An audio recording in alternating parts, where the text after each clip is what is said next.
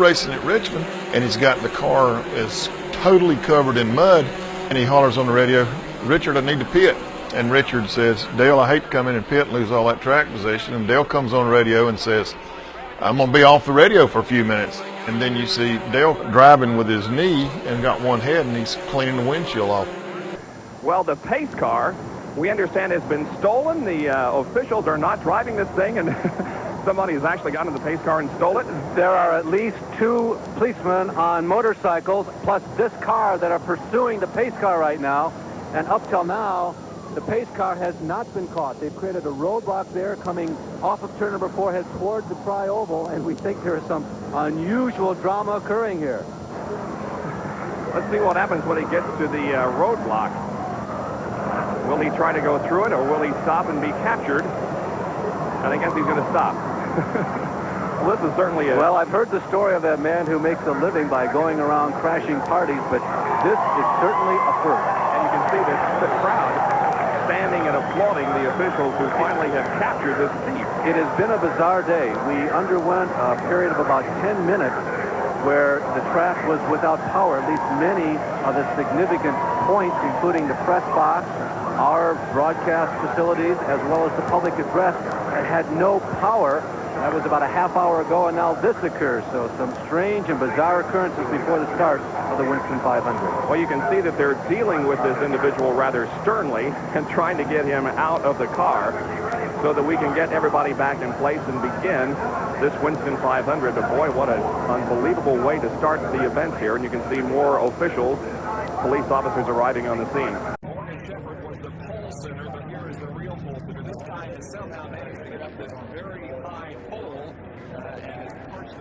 Loudspeakers here on the main street. This must have two lanes. I hope he hasn't fallen off. Let's take a look at the top 20 now. Oh my gosh. Wow. Wow. Oh my gosh. Somebody did that on a dare.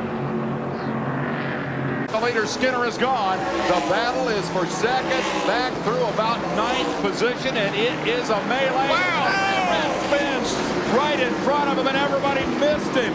And so the dash to the checkered. And they spin and wreck up there again. Up in 3 and 4. Skinner takes the checkered flag. St. Amant wrecking down the back stretches. 2 or 3 more of them tangled up in turn numbers. But before we got one on fire up there. Wallace has come on up through there, but his car's getting very, very loose. Houston is really working on him. Got trouble there. Hey, we got the lights knocked out last night, and it looks like we got the lights knocked out again. The caution is out.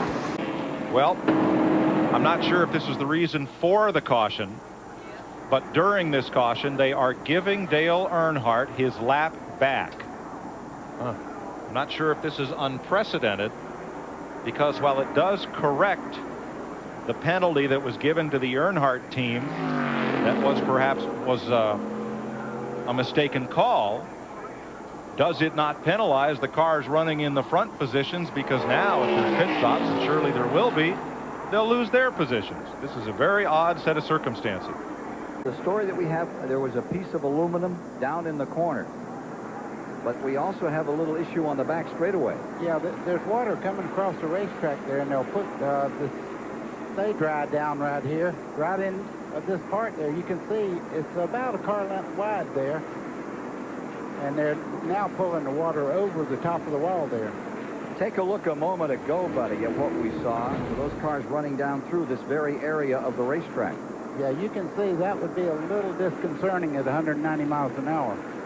Welcome back to Martinsville, where Jeff Gordon, who has dominated, leading 180 laps this far, has a problem with the right front of his DuPont Chevy. He's hit something hard. Yes, I think something's hit him hard, Mike, because there's nobody around him. Oh, there's your problem. Here's your problem right here. I think a piece of concrete possibly came up and hit Jeff Gordon's car. So something off into turn 3. Something happens right along in there. You see the dust fly up and you see the pieces flying. The track's must have a hole in it right there. Here's a better look. Boom, right there. Wow.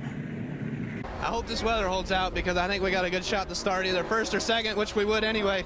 So he about got ran over. Framey just about ran over all of us. But no, like I was saying, we can start in the top 3. That'd be fine. Look at turn. The word dramatic comes from his car owner, Ricky Hendrick, who said it's going to be a dramatic change in the weather. I think he's right. Look what's chasing. Right. Just when you think you've seen it all. Let's cover up. Look what's chasing Todd Szegedy around the racetrack. I wonder what was going through Todd's mind when he looked up and saw that big orange thing coming at him.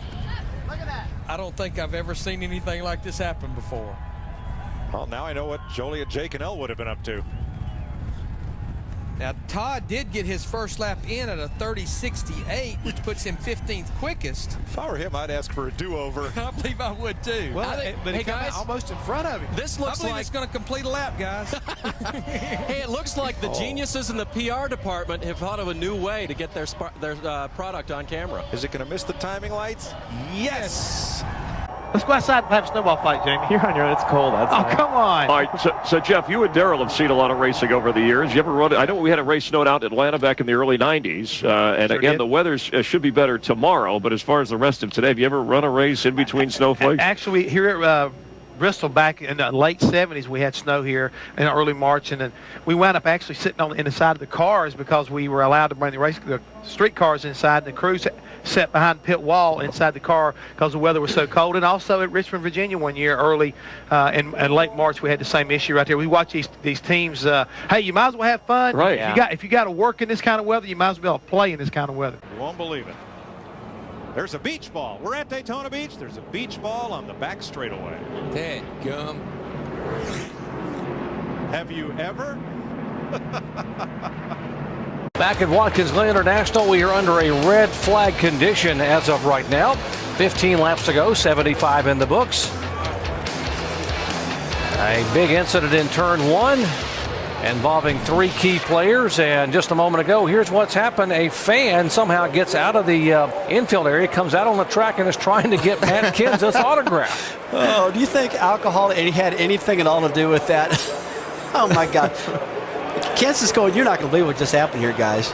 He jumps over the guardrail, runs back up, and then gets apprehended here. A big piece of debris right there. That or a trap door in the track 1. That's what it looks like. Wow, you know what? That's the caution lights is what that is. Yeah. Somebody, I'll tell you, these guys have been running so close to that wall, they've knocked that light off. I've seen these guys getting up so close up there. I believe they knocked the light off. Somebody didn't do their job. Watch this. Here it comes. No, maybe it's just the wind off of them. Man, that's wind's blowing hard that way too. But somebody didn't. That's a heavy-duty light too. Now it's a good thing it didn't hit a car. Yeah, exactly. That's a yellow caused by the yellow. 78 laps to go, under a break here for track repair. When you pave a racetrack, beginning at the bottom of the apron, you lay the pavement in courses about 12 feet wide, and that creates a seam right where those safety workers are standing, and some of the asphalt in that seam between the lowest and the next course has come up.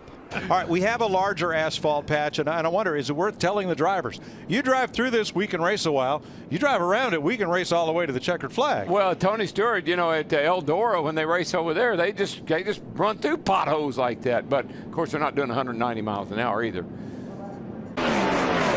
Caution has waved.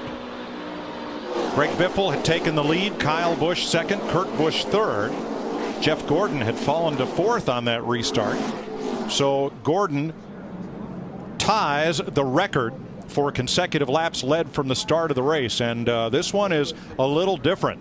They dropped the green flag, or waved the green flag, to restart the race. However, the drivers are controlled these days as much by the green and yellow flag as by the caution lights all the way around the racetrack, and we're told the caution lights failed to extinguish when the track went green. Only guy that like that is the guy that was next in line for the free pass. Okay, we've got a caution on the racetrack. It is our 6th, and the word we're getting from NASCAR. Remember I told you that Brian Scott was called back in for a missing lug nut? Well, it turns out they were wrong. So what they are going to do is slow everybody down and give Scott his position back. Yeah, it's not unprecedented. That happened a long time ago. I was Earnhardt's crew chief at Rockingham, and we made a green flag stop. Said we had a loose lug or a missing lug nut, and we didn't. So they did the same thing, but haven't seen that in quite a few years. And again, we're waiting on the power issue here at the racetrack. They have people here troubleshooting the problem. The power company is here on site. They are checking it out. Again, we have some lights that are working around the racetrack and others that are not. And so we're working on getting that to be consistent. Obviously, we want all the lights on here so that we can have a great race once again at this racetrack. And again, some lights on, some not illuminated yet. Let's go back trackside to Adam Alexander. What I just saw right there, Jeff Gordon in the 24 being pushed by Carl Edwards in the 99. It's like they were trying to time as we just had the lights go out on the back straightaway. Yeah, the backstretch and turn 2 fall to darkness. The track, however, is still green. But guess what? Now we're under Jeff caution. Gordon and Carl Edwards have not slowed down. Yellow is out for the light. And now, under caution, Juan Pablo Montoya has crashed and gone aflame. Holy cow, what happened? We just got a report that he was complaining about a bad vibration in every gear. No, Larry, he just slammed into the jet dryer. I think he slammed into the jet dryer.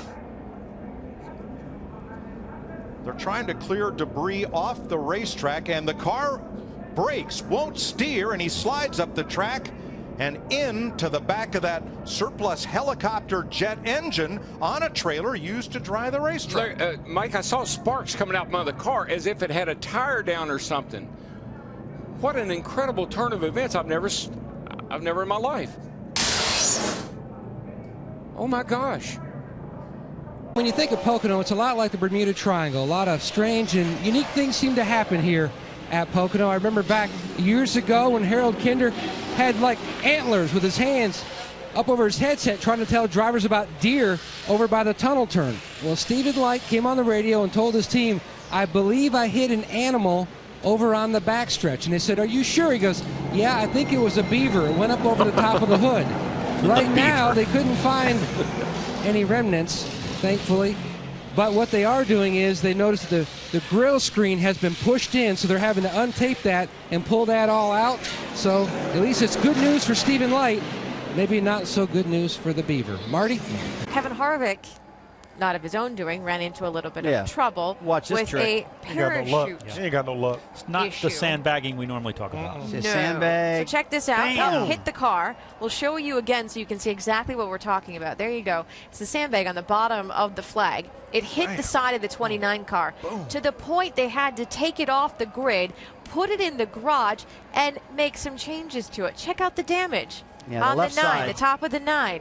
Kevin Harvick tweeted, never good when the day starts with a parachute weight hitting our car. Yeah. Welcome to 2012. That's Clearly, bad luck right there. He's had enough. It won't hurt the car, though. He'll be fine. Well, here's proof that it's full moon Saturday night. Experts say it's best to water lawns in the early evening or early morning, around 3 a.m. So note to the grounds crew, deactivate the sprinklers on race night, please. Yes, I'd say we have a small 911 here.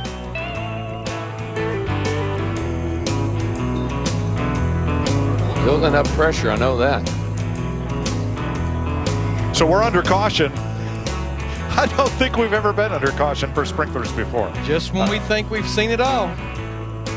And there is Kyle Busch, some damage to the cars because a cable was on the track. That's why we are now under a red flag right at 126 laps. That's 189 miles. Yeah, and that's serious damage. We're talking about speeds at 200 miles an hour. You need your aero to be intact, to be fast here. That team can probably repair that, Chris, but it's going to set them back. And we have confirmed the stoppage here, the red flag, is from the Fox Sports camera, our overhead camera. The cable snapped, and don't know the exact reason why, obviously, but it came down onto the track, caused some of the delay, some of the damage, some of the drivers reacting. And obviously, it's a camera that is above, that NASCAR works with us on to give you great views of the race, of the action. But because of a malfunction, it has caused a problem, and no doubt hoping for an update on Twitter. No, I don't know what he would have said if he hadn't made it, but that was a good job. Oh, not so long. 41 inside. Wow. Has he cut a tire down, Darrell? Yeah, I didn't see. It didn't look like the right track. Now, he's going to try to wait to get to pit road, but he's way up against the wall, and caution waves for Jamie McMurray at lap 158.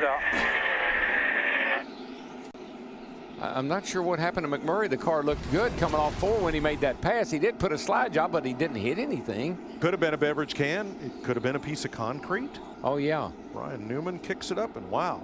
You know what? That's a piece of the track, guys. They were over there in turn 2 working last night in that area of the racetrack. When it exploded, it looked like fluid went somewhere, but that's a piece of the racetrack.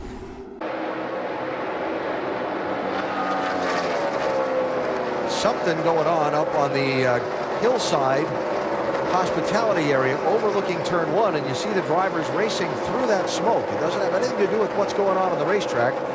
We'll see if we can find out exactly what it is here in a minute. Well, that's got to be unsettling for the drivers to drive through that, dude. I promise you, at 190 miles an hour entering that corner, already treacherous conditions to start with. Somebody telling you everything's okay. Caution's out. Caution's out. Caution's out. And it is for the smoke, and just that, not having the drivers racing through that reduced visibility. There is a fire truck that has arrived on scene, and I'm sure they'll have that quickly extinguished. We welcome you back to Sprint Unlimited here at Daytona International Speedway. Chris! And wait, let's Clint Boyer. We have a caution for the caution car. The pace car caught fire moments ago. And Burnt the thankfully, pace car up. everybody is safe. They were able to hop out. There's the pace car, the blue car in the lead. And what happened? Now, we do have a spare pace car, Clint, but have you ever seen this? I have never seen anything. You could just, this is a full moon night. Everybody is driving crazy tonight. Look how Faye's trying to get her back. Boys, I'm on fire. Driving the wheels off that thing. Help me, Oprah Winfrey. I'm on fire. But look at the fire. Then it's like, hey, enough of this. We got to get out of here. I mean, we're putting on a show is one thing, but let's leave the driving to the professionals. In March, we had battery packing all over the track. This is not litter from the grandstand. I don't think Slugger Labby is going to be really happy, because I think what this is the notebook that was laying, I think, on the trunk of the 27 car Paul Menard. Oh, yeah, there it is. And that's Slugger Labby's notes scattered, well, all the way around the racetrack. Is that Slugger hiding from us right there? And there it goes. There it goes. It was just sitting up there on the deck lid, just pretty as you please, till he came off the corner. Well, Matt Kenseth found some of those notes right there. Watch this. Yeah. Watch it stick to the grill here. So Bam. if the 27 car is watching our broadcast, if you'll go down to Matt Kenseth, you'll at least find 2 pages of the notes. There's Slugger right there. Yeah. That's, you know, you've had a bad day when that happens. Caution is out with 2 to go, and we're waiting word of why from NASCAR control.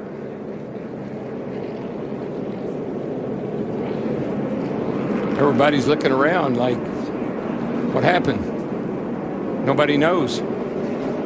That's a stunner. Nobody knows what the yellow's for. Well, good. I'm glad we're not the only ones in the dark. Yeah. But the caution light's illuminated with 2.5 laps to go. For some reason, Brad Keselowski in the 2 car is on pit road. Do anything other than reset our flat. Now, they cannot refuel, but this would be a legal stop. He'll go to the back because the race has started. It's something to do with the cowl flaps, the hood flaps. I don't know if Brad saw something with that left side one. You know what? The hood, look, the hood's loose on the car, Larry. Matt can tell us why.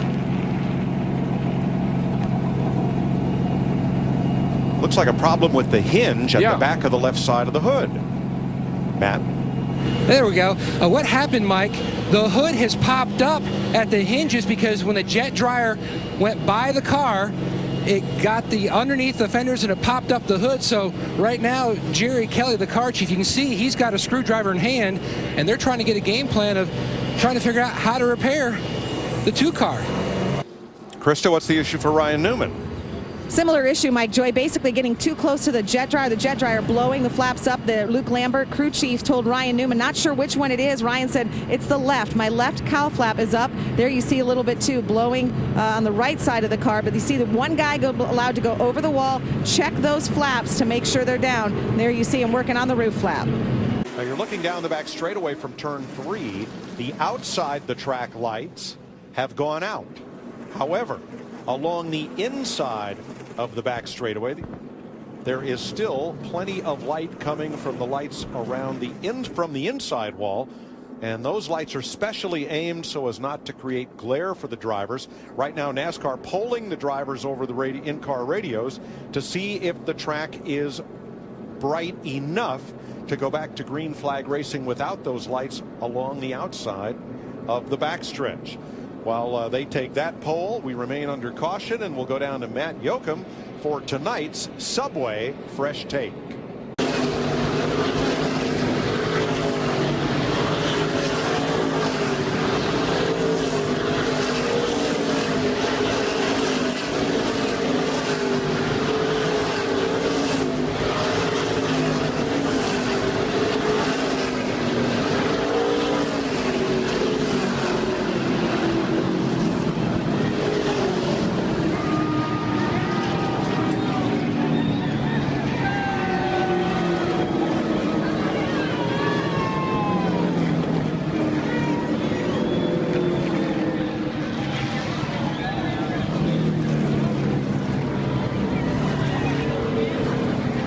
Jones leading. What could possibly go wrong? The lights going out. John Hunter Nemechek with a tire rub. We were concerned about it making it to the finish. And that's a break for that young man.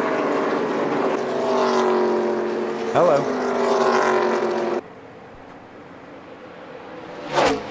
Love to hear the communication from the spotter stand on this.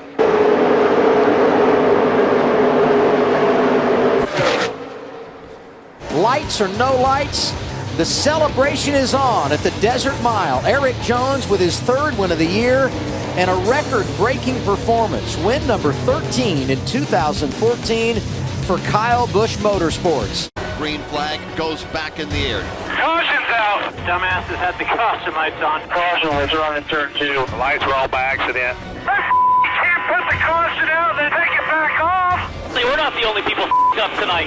What the hell, NASCAR? This is going to be good. Yeah, that's a...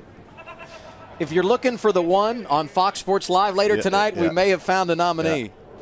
I made a lot of notes for this event. They're closing in on it now. We've got Nothing a bunch in of my people notes here. about tracking down a rabbit. That rabbit gets through this this gate, I guarantee you. There he goes, told you. There's no way they're catching that rabbit. And the safety truck getting the debris off of the track. Actually involved in a little bit of an incident. The 95 hits the safety truck.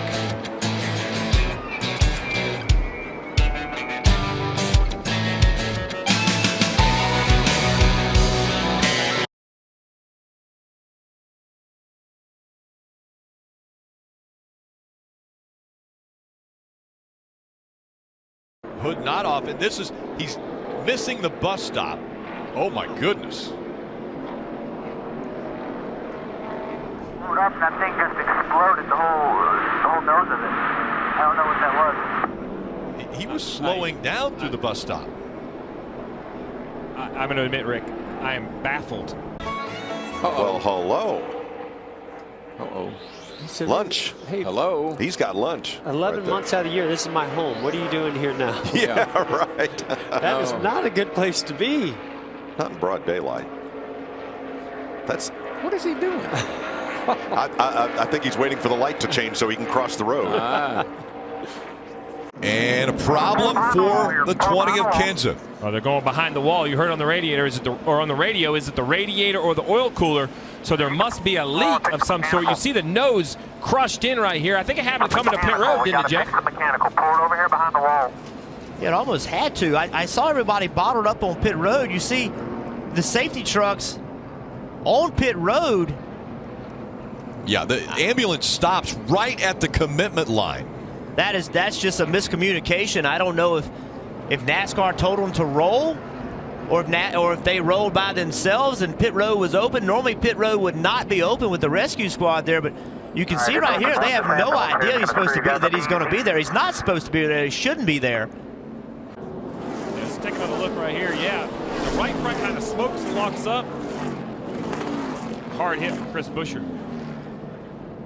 lot of debris. Yeah, something's on fire between the safer barrier and the concrete wall. I don't know. In between the safer barrier and the concrete wall, those are styrofoam. I think they're fireproof though. It's in between. It looks like to me. I don't know unless it moved one of them and dislodged it, but I didn't think they could burn. Whatever that is, it is burning.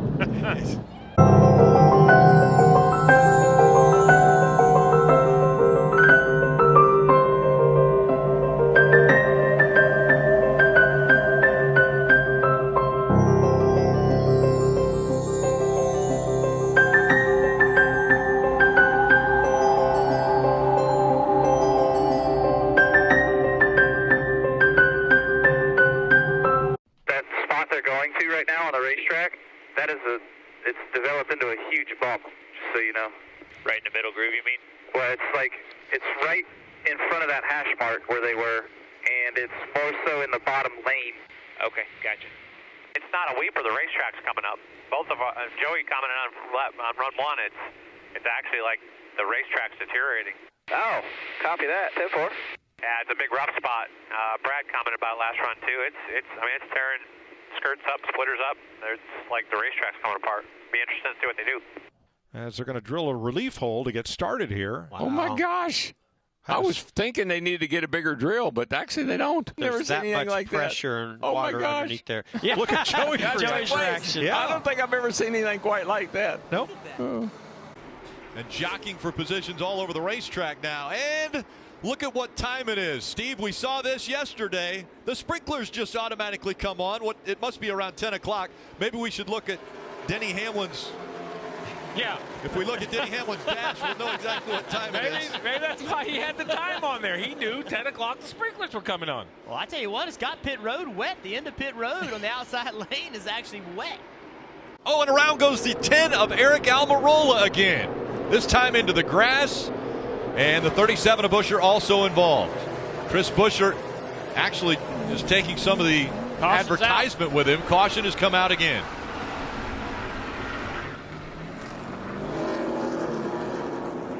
There's something you don't see every day. You're looking for something from Echo Park. Echo Park. The traveling billboard. I didn't know you could. I mean, that's why you buy the billboards. Potential. You just didn't know they were going to be traveling billboards. Little added. Yeah, this is what you hope happens. Fellas, for my money, best mile-and-a-half track race we have seen in a long time. 100%. Pretty darn good. Been a hot night, I can tell you that. Barbecue. Cleanup continuing here. Laps ticking down under caution. Of course, there's the possibility, Dale, of a overtime finish here, but we'll see what happens closer to the end. Yeah, and one of the biggest things right now, see some cars going to pit road there. How about that? Maybe somebody does have something left. Well, they've got fresher tires for sure. So it would a little appear to incident there. That was Dylan Bassett coming to pit road. I believe he's caught the sweeper truck. Unbelievable. Saw that truck leap. I just didn't see a car. And that is the 90 of Dylan Bassett.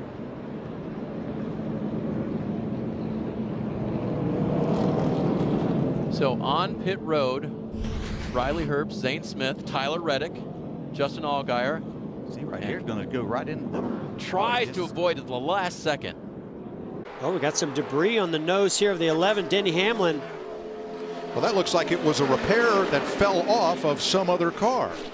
Yeah, we've seen some cars with some damage and have to use a lot of tape. You see our leader, Kevin Harvick, goes by. It's up against the wall. Oh, it was a banner. Yeah, it's actually the banner. Not. Yeah, from the sign. That was supposed to be an adhesive sign and supposed to stay stuck to the wall.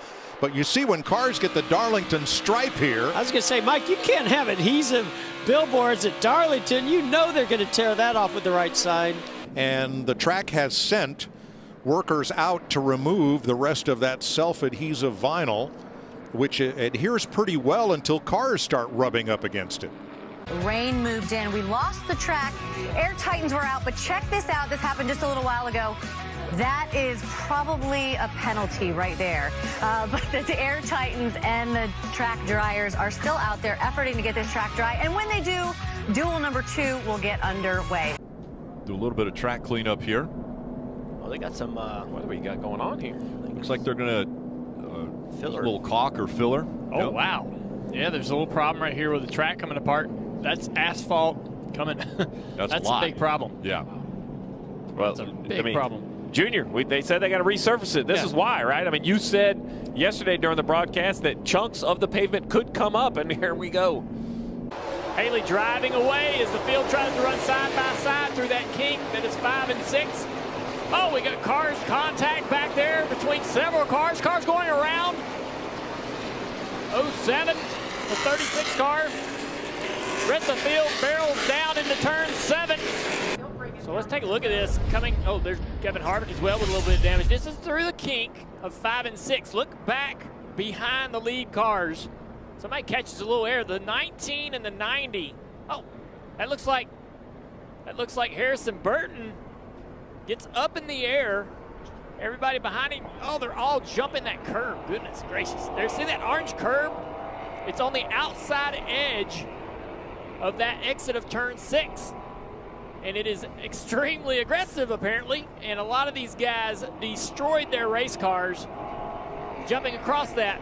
Gregson will slide through. He'll grab that second spot. Here's Jeremy Clements up in the mix in the 51 as Haley bailed out. He was in the middle of that 3 wide coming through turn 1. It'll cost him some spots, and it's going to cost him another. Whoa, look out. One car spinning further back and off the course as everybody will slide by everybody. Trying to check up. Another car in trouble. That's Chris Wright. He'll go off course as well. So right now you've got Hamlin in the 11, Briscoe in the 14, and William Byron gets by Kyle Larson in the 24. He'll take third, and they're bumping and banging and grinding, and one car's around. Coming out of turn number 6, he'll spin it to the inside. That is Martin Truex Jr., who gets spun now into 5 and turn 6. All of that contact between the 2 leaders is allowed. Larson, oh, the 24 is spinning. The 24's, oh, there's multiple cars into the wall here. There must be oil or some kind of fluid down on the racetrack right there in turn. We got more cars coming in. William Byron is reporting that the curb came up. He hit the curb in the 24. Yeah, the curbing is coming up, and that's what everyone hit when they were coming through there in turn 6. The curbing comes up, catches a bunch of the cars, the front ends of the cars, and numerous cars are destroyed. Take a look at what happened to Daniel Suarez's car. Incredible amount of damage here to the curbing. They've pulled the entire curbing out now, and they're sliding it away. They are jammed up about mid-pack, but it's Denny Hamlin that'll break free of the muck and the mire in turns 2 and 3, and he will pick up the lead. Briscoe with him in second. Here comes Matt DiBenedetto. He wants third, but he's got to get around A.J. Allmendinger to do it. Bubba Wallace off course. One other car spinning, leaving turn 6. More contact on the straightaway, and there's more calamity on the back straightaway. Cars everywhere on the back stretch. Austin Dillon, hard contact. That was the result of that curve. He's doing a nice job of taking advantage of those passing points. We have caution on the speedway. I don't understand. This is why we are under caution. Accidentally through the white. And that's not the next to the last lap. There are still 5 to go. Whoops. This track is a lot racier than I thought it was going to be. Like, it shows that you have to have that compromise of handling. One end of the track's a little bit tighter down here in turns 1 and 2. Sometimes you hear them downshift, and then now you're trying to put the power down, and the truck wants to jump sideways off of turn 2 as it's in that 3rd gear, and they'll grab 4th down the back. We've got a power outage here at the racetrack, and we're going to see if what that's going to do for us here. Coming back, stay with us here on FS1. You're watching the drive for the Cure 250 from the Charlotte Roval, and that's Josh Bilicki. We talked about the flight canceled from Chicago last night, drove all the way through the night to get here. and missed the back chicane by just a little bit, and that's the damage that it's done to the front of that car. Well, he's talking on the radio like perhaps he has no brakes. You see the speed that he's coming in there, so he turns left to avoid the cars in front of him, and my goodness. Jeff, you and I are awful at evaluating because we were out there earlier and said, we didn't think those curves would do quite that much damage. I mean, it's like the splitter went underneath the curb, and when it did, it just ripped the curb off the racetrack and then ripped the front end off the race car. Yeah, I'm having Indy road course flashbacks watching that happen. Is it me, or did we pick up where we left off last week in Fontana? I mean, we had a red flag, we had a bunch of cautions late. Here we have a couple of cautions. It's snowing. And this, I have no idea. Sleet, snow, palm trees, wind. Where are we? Dust tornadoes off in the distance. Son, what do you say we go to the race? It'll be great. 3 wide. And look at changing lane. And a dead almost got into Logano and holding up Austin Wayne Self. Meanwhile, Colby Howard in the 91 comes by. Is he going to turn him? They're stuck. Tap the brakes, swerve it, bet you They're can. literally stuck. They are stuck together. I've never seen that. I don't think I've ever seen that either. Wow. We're just parked over there in turn 2 at this point. And the caution is out. Well, just when you say I've seen it all, you see something new. That's when the cookie sticks to the pan. And you're like, man, how'd this happen? That's incredible. That contact with the 45 of Kara really messed up Noah right there. Oh, contact again. Josh Perry in the 8. No. Slammed into the side of him, and he spins Sage Karam into the wall. What a move by that yellow car of Jones to miss the wreck, and here comes the rest of the field. They can't see. It's smoke and dust all the way across. More coming in too fast, and more contact. A huge impact to Tyler Reddick in that 48. Drivers going through, trying to get through, but couldn't see, and a lot of contact.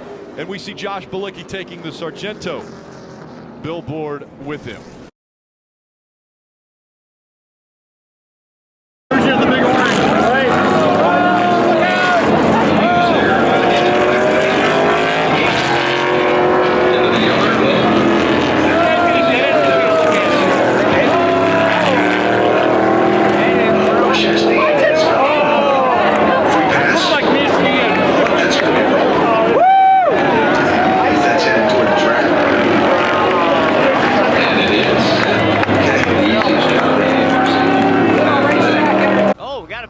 The wall, one of those signs that's on the racetrack. This may force NASCAR to throw a caution here. It's out of the racing line, and normally if it's out of the line, they wouldn't throw the caution, but this is a possibility. It's out of the line single file, but it's a right-hand corner. If you get 2x2, the outside car is going to be forced to run that over. There it is. Caution has come out. There will be a restart. Well, Regan, how about team communication on the 11? Mike, all kinds of stuff going on down here in pit road. The 11 car, they have actually lost internet on the pit box, which means pretty much every team up and down pit road has lost that same internet. They use that to communicate back and forth to the war zones, or war station, back in North Carolina. So something to keep an eye on as this race plays out. Well, we weren't the only ones. No. Everybody here lost something. Technical difficulties across the board.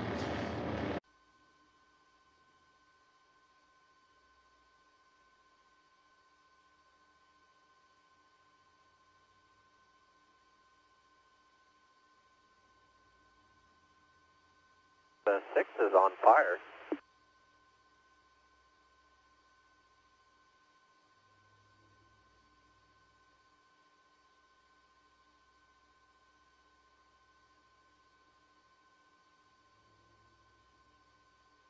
We got the caution on the racetrack because of the lights we were talking about in turn 3 and 4. I was halfway joking about them bringing the yellow out for that issue for Christopher Bell while he was out front of the field, but NASCAR's decided that maybe some drivers are chattering about being able to see there in that turn. It is pretty dark, especially up against the fence there.